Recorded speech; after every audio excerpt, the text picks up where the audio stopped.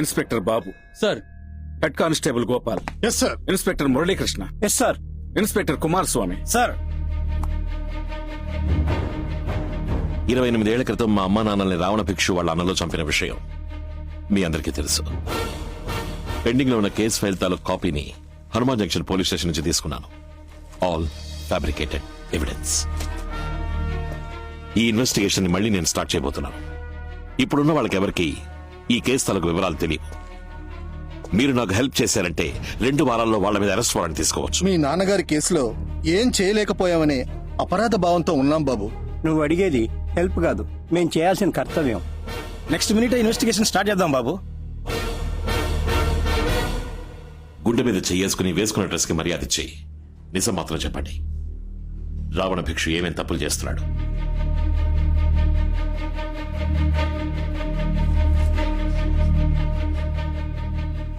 చాలా రోజుల క్రితం ఢిల్లీలో మనీ డీలింగ్ జరిగేటప్పుడు చూశాను. పెద్ద లెవెల్లో ఏదో చేస్తున్నాడు. వాడు ఈ రోజు వరకు ఏ ఊళ్ళకెళ్ళొచ్చాడో ట్రావెల్ హిస్టరీ తీయండి. సరే, ఇమ్మీడియట్ గా విజయవాడ ప్రజలకు తీర్చాల్సిన ప్రాబ్లం ఏంటి? రావణ భిక్షు ఏ పర్మిషన్ తీసుకోకుండా వాళ్ళ అబ్బకి నడ్ రోడ్ లో విగ్రహం పెట్టాడు సార్. ఆ స్టాచ్యూని రిమూవ్ చేయమని చాలా మంది కంప్లైంట్ చేశారు సార్, కానీ కార్పొరేషన్ వాళ్ళు పట్టించుకోవడం లేదు. ఆ విగ్రహం ఉన్న చోట్లో ఎన్నో భయంకరమైన యాక్సిడెంట్లు జరిగాయి సార్. 40 మంది స్పాట్ లోనే సరిపోయారు. ఆ విగ్రహాన్ని గనక అక్కడి నుంచి తీసేస్తే విజయవాడ ప్రజలకి మన డిపార్ట్మెంట్ మీద నమ్మకం కలుగుతుంది సార్.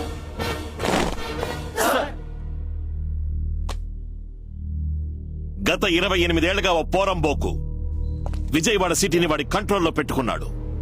ఆ పోరంబోకు పేరు రావణ భిక్షు. ఆ పోరంబోకి తొత్తులుగా ఉంటున్న మన డిపార్ట్మెంట్ లోని చాలా మంది పోరంబోకులు దొడ్డిదారంపట వాడి ఎంగిల్ చేయని నాకుతున్నారన్న విషయం నాకు తెలుసు. వాళ్ళందరికీ 24 గంటలు టైం ఇస్తున్నా. ఇక్కడి నుంచి ట్రాన్స్ఫర్ ఆర్డర్ తీసుకుని వేరేదైనా జిల్లాకి పారిపోండి.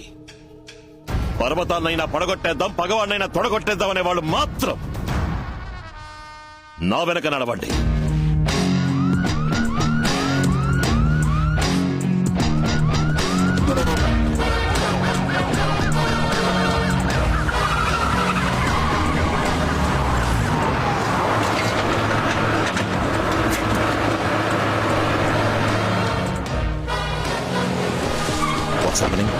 సార్, జేసీబీ, ప్రొక్లైన్, బ్రేకర్ అన్ని వచ్చాయి సార్.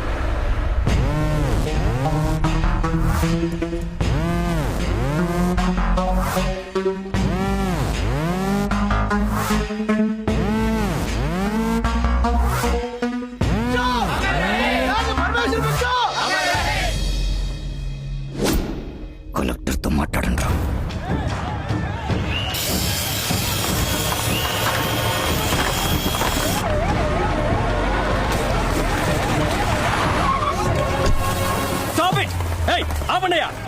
డిస్ట్రిక్ట్ కలెక్టర్ నేనుండగా ఎవరిని అడిగి ఈ స్టాచ్యూని రిమూవ్ చేస్తున్నారు?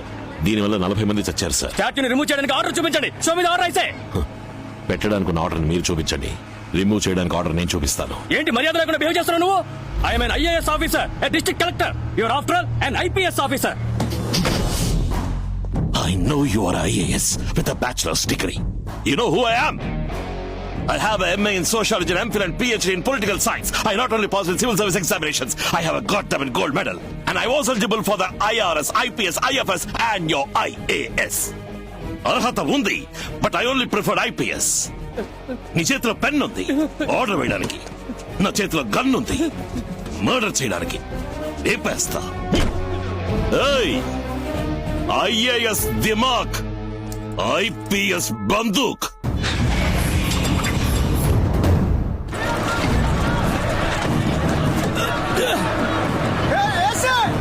విగ్రహం కదిలించావా? ఇక్కడ ఊరేసుకొని కాస్తా ఆపని చెప్పు.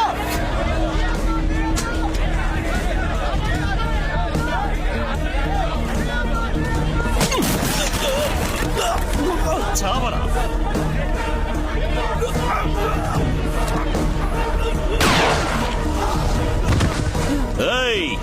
ఎవరైనా రావణ భిక్షు మాట విని ప్రాబ్లం చెయ్యాలని రెచ్చిపోయారో పుచ్చ పేలిపోద్ది చెప్తున్నా. లేర్ చేయండి.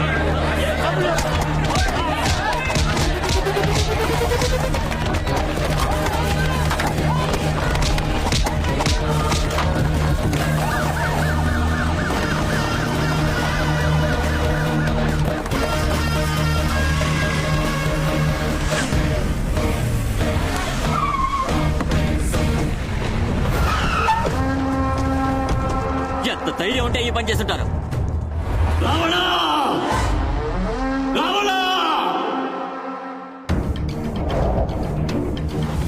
ఆ రోజు నిన్ను ఆపి తప్పు చేశాను రా.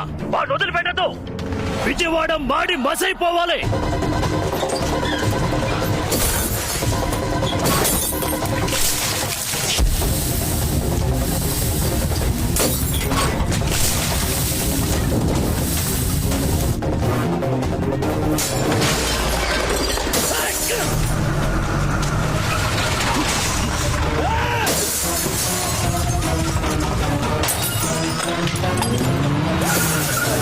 వెళ్ళండి, అందరినీ క్లియర్ చేయండి.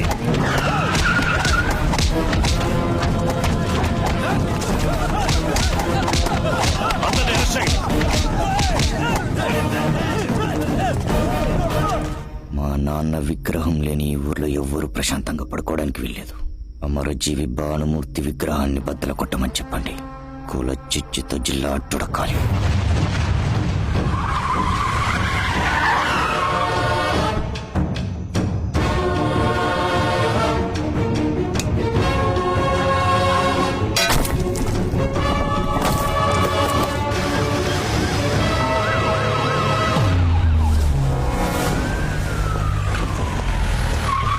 సార్, నైట్ 1 గంట తర్వాత విగ్రహాన్ని ధ్వంసం చేశారు.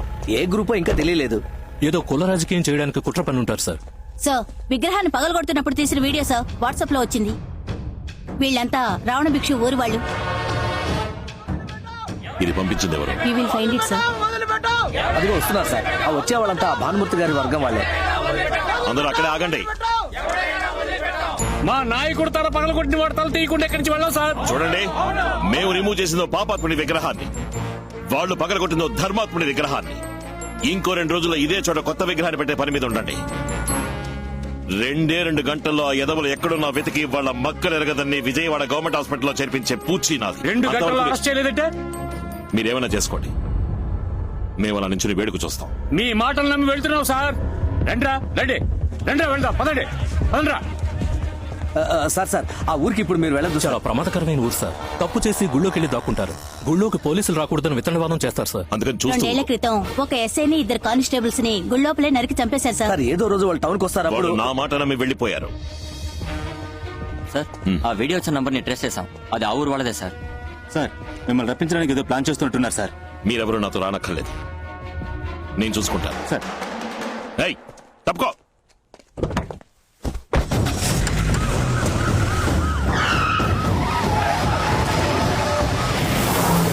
నేననుకున్నట్టే వాడు మన ఊళ్ళోకి వస్తున్నాడు. వాడి తల, కాళ్ళు, చేతులు 6 ముక్కలు చేసి నీ ముందు పడేస్తా అన్నా.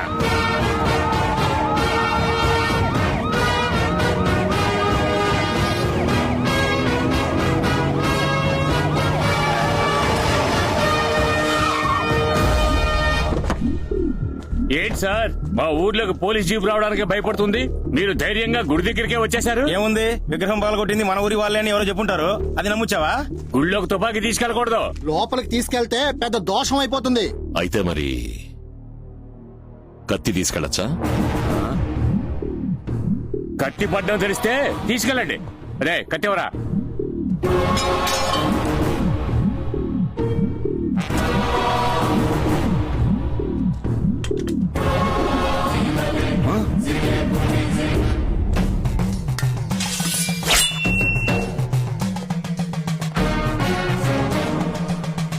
వెనక నేను 4 కత్తులు ఇస్తాను రా.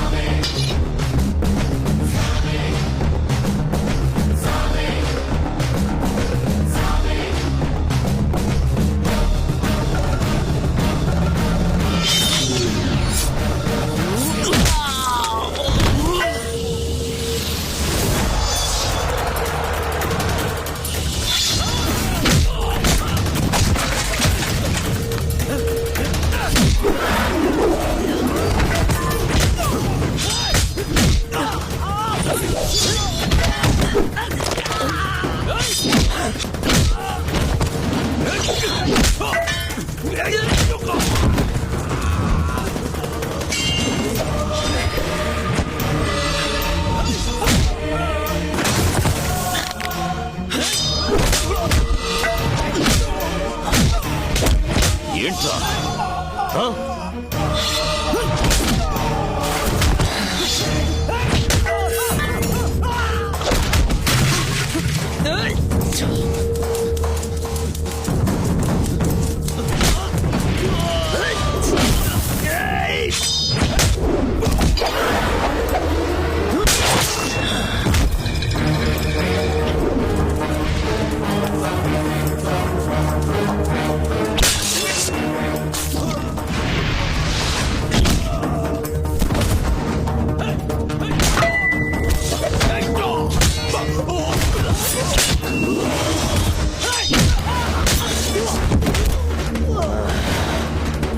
ఏంట్రా ఏంటి ఆ?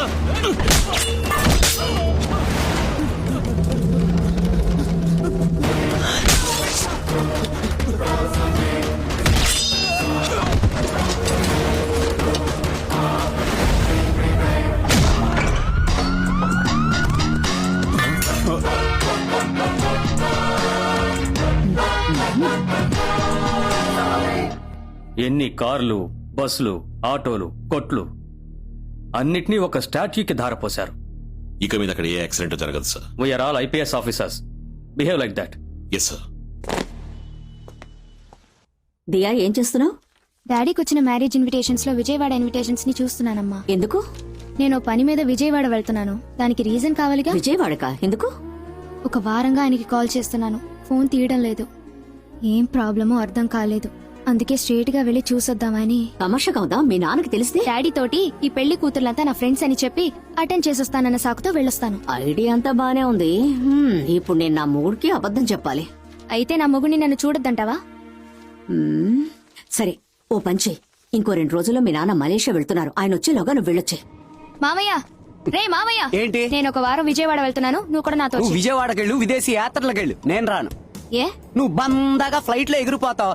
నా మొఖాన జనరల్ టికెట్ పాడేసి ట్రైన్ లో తోసి పాడేస్తారు. నువ్వు నాతో ఫ్లైట్ లోనేగా వస్తున్నావు. ఫ్లైట్ లోనా? నా దగ్గర పాస్పోర్టే లేదే, మరి నన్ను ఎలా ఎక్కిస్తారా? రే లూజు, విజయవాడ వెళ్ళడానికి పాస్పోర్ట్ కావాలని నీతో ఎవడన్నాడు? ఇదిగో ఈ యావద మొహం వాడే పాస్పోర్ట్ లేకుండా ఎయిర్పోర్ట్ పక్క కూడా రానివరని చెప్పాడు. Sundar, madam. What is this? Actually, we are not providing flight ticket for these category people, madam. That's why I told him. రేయ్, ఎలాగో వచ్చి చావు. ఏరా రూపాయన్నర టై కట్టుకుని పియ్య అన్న పేరుతో మా మామతో ఫ్లైట్ లో నువ్వు వెళ్ళొచ్చు, సొంత బామ్మర్దిని రా, నేను Actually, వెళ్ళకూడదా? basic rules. Rules ఏంట్రా? నా దగ్గర రూల్స్ గురించి మాట్లాడుతున్నావు. నీ మొహం నన్ను ఎక్కించకపోతే ఫ్లైట్ కొంటాను రా. జై హింద్ రా. జై హింద్, జై హింద్, జై హింద్. ఏంటన్నా మార్కెట్ కి తీసుకొచ్చావు? అందరూ మిమ్మల్ని చూడాలంటున్నారు. అది కాక ఇది చాలా ముఖ్యమైన చోటు బాబు. మీరు రండి చెప్తానా? కూర్చోండి బాబు. మీ నాన్నగారు ఇక్కడే కూర్చుని ఇడ్లీలు తినేవారు బాబు. అవునా? ఇక పాండు, అయ్యగారికి 2 ఇడ్లీలు తీసురా. చట్నీ సాంబార్ వద్దు. చట్నీ సాంబార్ లేకుండా ఎలా తినమంటావన్నా? నేను చెప్తా కదా. ఇదిగో మీ నాన్నగారు ఇడ్లీలో బీర్ పోసుకునే అన్నా, తినేవారు. ఆయన పరశురామస్వామి, నేను రామస్వామి. మజ్జిగే చాలు. రేయ్, మజ్జిగ ఇడ్లీ. తమ్ముడు, ఇడ్లీలో మజ్జిగ పోసుకొని తింటున్నావే, నీదే కులం. ఏన్నా ఈ కాలంలో కూడా కులం గురించి మాట్లాడుతున్నారా? ఎవరు మారలేదా? నడి రోడ్ లో నుంచి స్టెప్ వేయడం తెలుసు గానీ ఫోన్ చేస్తే తీయడం తెలియదు. వెళ్ళమ్మా, వెళ్ళి ఏంటో అడిగిరా. ఏ సుబ్రహ్మణ్యం, నేను ఎయిర్పోర్ట్ దాకా వెళ్ళొస్తాను. ఏసీ గారు అడిగితే చెప్పు. 15 మందిని హాస్పిటల్ నుంచి డిశ్చార్జ్ చేసి రిమాండ్ చేశాం సార్. ఇప్పుడు ఎందుకు ఫోన్ కట్ చేశారు? అది ఎందుకు ఫోన్ కట్ చేశారు? నా కాకి షర్ట్ కి మీ నాన్న కద్దర్ షర్ట్ కి పొత్తు కుదరదు. వచ్చేప్పుడు ఢిల్లీ ఎయిర్పోర్ట్ లో మీ నాన్నని మీట్ అయ్యాను. సార్, నా కూతుర్ని కాపాడావన్న ఒకే కారణంతో నిన్ను వదిలేశాను. నా కూతురికి నువ్వు ఏ విధంగానూ తగినవాడవు కాదని ఎప్పుడు గుర్తుంచుకో. ఇప్పుడు ఒక తండ్రిగా మాట్లాడాను, రాజకీయ నాయకుడిగా మాట్లాడించద్దు. ఏ తండ్రి తన కూతురు లవ్ చేస్తుందని తెలిసాక అలాగా బాబు, నా కూతురు లవ్ చేస్తున్నావా బాబు, చాలా సంతోషం బాబు, అలాగే తీసుకెళ్ళిపోని చెప్తాడు. మా నాన్న చాలా డీసెంట్ కాబట్టి విషయం తెలిసినా నన్ను ఒక్క మాట అనలేదు. కొంచెం దిగు. ఎందుకు? దిగు చెప్తాను. ఇక్కడి నుంచి ఎయిర్పోర్ట్ 1 కిలోమీటర్ స్ట్రైట్ గా ఊరికెళ్ళిపో. ఏమండి? ఏయ్, ఏ రామస్వామి, ఏ ఐపీఎస్, రే పోలీస్, నువ్వెవరా నన్ను లవ్ చేయొద్దని చెప్పడానికి? నేను 4 లవ్ చేస్తాను. నువ్వే వచ్చి నన్ను తీసుకెళ్లేంత వరకు నేను ఇక్కడి నుంచి కదలను. దియా, ఏంటమ్మా వచ్చేటప్పుడు జోడీగా వచ్చావు ఇప్పుడు సోలోగా నుంచున్నావేంటి? నిజంగా ఆయన లూజ్ లా ఉన్నాడు మావయ్య. ఏవో పిచ్చి పిచ్చి కారణాలు చెప్పి నన్ను అవాయిడ్ చేసి వెళ్ళిపోయాడు. లూజా? అతను షర్ట్ చాలా టైట్ గా వేసుకున్నాడే. షర్టే టైట్ గా ఉంది కానీ మనిషి నీలా లూజ్ లా ఉన్నాడు. బరువు తీస్తుంది. సరే అదంతా ఓకే, ముందు నువ్వు కారు ఎక్కు. నేను రాను మావయ్య. రమ్మంటున్నానుగా. కానీ వచ్చి నన్ను తీసుకెళ్ళేంత వరకు అతను నేను ఇప్పుడు రాడు, ముందు నువ్వు కారు ఎక్కు. నేను చూస్తుంటే రాను. పెద్ద కిడ్నాపర్ లా కనిపిస్తున్నాడు. నన్ను బలవంతం చేస్తున్నావు. నా మాట విను, నేను కారు రాను, ఎక్కుతావా? నేను ఏయ్. రాను. అంటే ఇట్రారా. హలో ఏంట్రా అమ్మాయిని చేపట్టుకోలాగుతున్నావు? కాలైతే కింద పడద్దని చెయ్యి పట్టుకుని లాగుతున్నాను. ఒంటరిగా ఉన్న ఆడపిల్లని అల్లరి పెడుతున్నావు. ఎవడరా నువ్వు? మావయ్య. నన్ను పట్టుకొని మావయ్య అంటావా? మంత్రి బామర్దిని లంపం మీద కొడతావా? పోలీసులే కొడతావా? నిన్ను చూస్తే పాలిష్ చేసేవాళ్ళే ఉన్నవరా?